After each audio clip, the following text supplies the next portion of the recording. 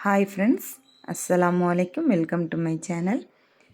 நம்ம இன்றைக்கி புதுசாக ப்ளவுஸ் ஸ்டிச் பண்ணுறவங்க ப்ளவுஸில் ஹூக் பட்டி வீப்பட்டி எப்படி கொடுக்குறது அப்படிங்கிறத நம்ம கொஞ்சம் தெளிவாக பார்க்கலாம்.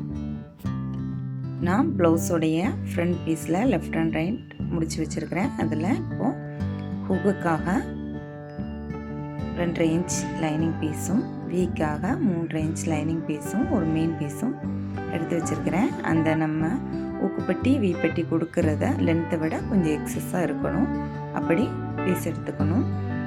ஊக்குப்பட்டி எந்த சைடு வீப்பட்டி எந்த சைடு கொடுக்கலாம் பார்க்கலாம். ஹூக்பட்டி லெஃப்ட் சைடில் நல்ல பக்கத்தில் கொடுத்து கெட்ட பக்கத்துக்கு திருப்பணும். வீப்பட்டியை கெட்ட பக்கத்தில் கொடுத்து ரைட் சைடில் உடைய கெட்ட பக்கத்தில் கொடுத்து நல்ல பக்கத்துக்கு திருப்பணும்.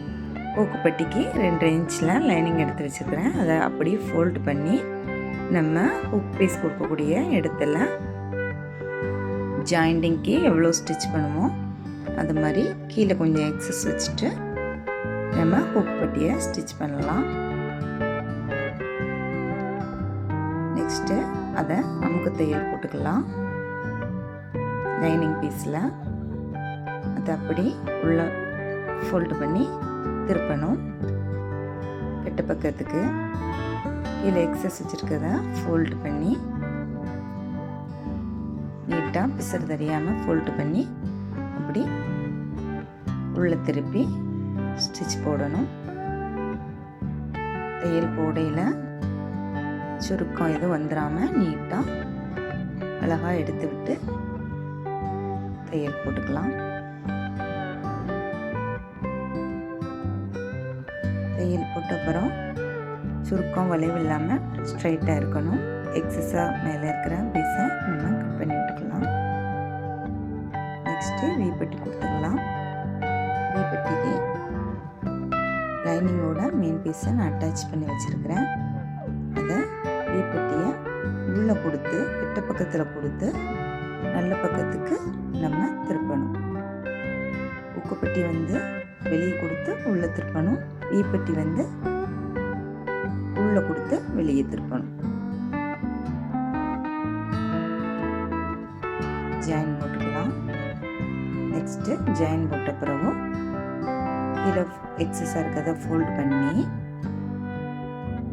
அந்த பீஸோட 3ல் ஒரு பங்கை மடித்து நம்ம ஜாயின் போட்டிருக்க அந்த தையலை கவர் பண்ணுற மாதிரி ஃபோல்டு பண்ணணும். அந்த தையலை கவர் பண்ணுற மாதிரி ஃபோல்டு பண்ணணும். அந்த பட்டியோட அகலம் 1 இன்ச்சு இருந்து அழகாக இருக்கும். அந்த தையல் தெரியாமல் நம்ம ஃபோல்டு பண்ணணும். சென்டரில் நான் தையல் போட்டுக்கிறேன். நெக்ஸ்ட்டு நம்ம வி மார்க் பண்ணிவிட்டு அடிச்சுக்கலாம். இது வந்து பிகினர்ஸ்க்கு கொஞ்சம் ஈஸியாக இருக்கும்.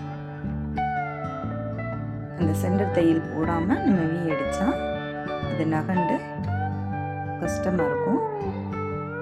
மேலே கழுத்து நம்ம அடிக்கிறதுக்காக விட்டுட்டு அதுக்கு கீழே வி மார்க் பண்ணிக்கலாம்.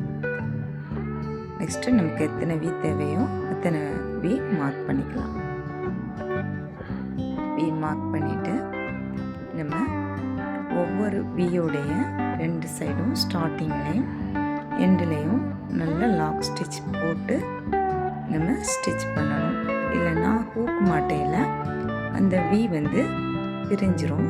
வீப்பட்டியே பிரிஞ்சு வந்துடும். நல்லா ஒவ்வொரு வியோடைய ஸ்டார்டிங் எண்டு 2 சைடும் நல்லா லாக் ஸ்டிச் போட்டு நல்லா ஸ்டிச் பண்ணணும்.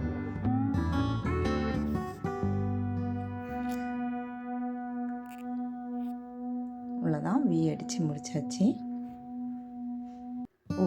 பட்டி வீப்பட்டி 2ம் ரெடி ஆகிடுச்சு. இப்போது 2யும் லென்த்து ஈவனாக இருக்கான்னு வச்சு செக் பண்ணி நம்ம பார்த்துக்கணும்.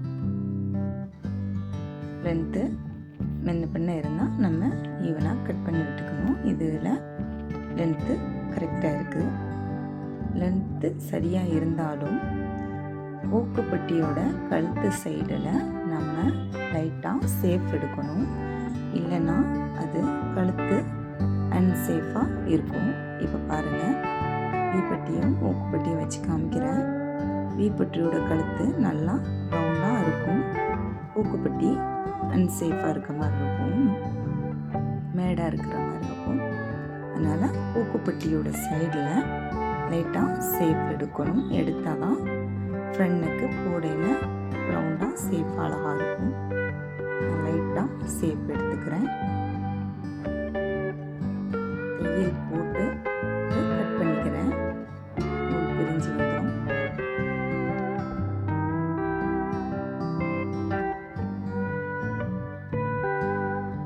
கட் பண்ணி எடுத்துட்டேன். இப்போ ஊக்குப்பட்டியும் வீப்பட்டியும் வச்சு பார்க்கலாம்.